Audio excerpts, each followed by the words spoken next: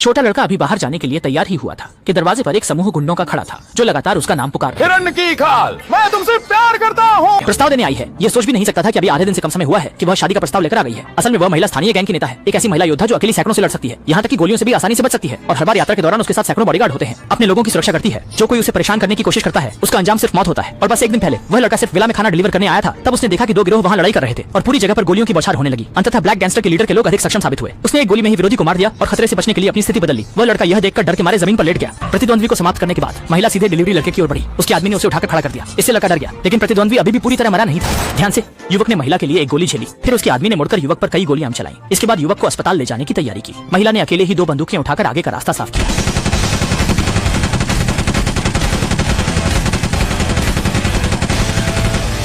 जल्दी ही छोटे आदमी को सुरक्षित अस्पताल पहुंचा दिया गया। 10 घंटे तक इंतजार किया। हाथ के लोग देखेंगे कि वह जागने वाला है। औरत तुरंत बिस्तर के किनारे चली गई। परिणाम स्वरूप अगले क्षण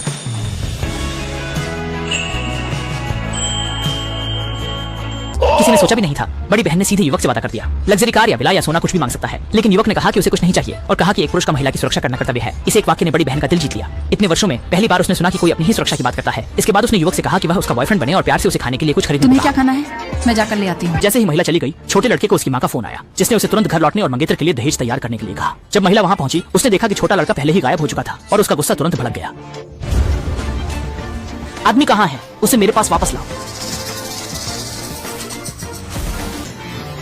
जल्द ही उस लड़के का ठिकाना पता चल गया। महिला ने अपने आदमियों को दहेज तैयार करने को कहा और शादी का प्रस्ताव देने की तैयारी करने लगी। और लड़का जैसे ही घर पहुंचा, उसके मंगेतर ने उससे पूछा, क्या 60,66,000 का दहेज तैयार है? माँ ने फौरन अलमारी से निकालकर 60,66,000 बेटे की मंगेतर को दे दिया। ये तो माँ की सारी जिंदगी की बचत थी, लेकिन वह सिर्फ अपने बेटे की खुशी चाहती थी। उसके लिए कुछ भी कर सकती थी। पर लड़के को अभी यह नहीं पता कि उसकी मंगेतर पूरी तरह एक स्वार्थी थी, जिसने दहेज उपहार सीधे भाई को दे दिया। कुछ समय बाद छोटे भाई को एक कार और एक घर की अग्रिम राशि देने के लिए कहा। छोटे भाई अब भी अनजान था। तभी महिला एक महंगी कार चलाते हुए वहाँ आई और यहीं से कहानी की शुरुआत हुई। छोटे भाई ने कहा कि उसकी मंगेतर अंदर ही है, लेकिन महिला सीधे अंदर चली गई। मंगेतर अब भी ना समझ थी।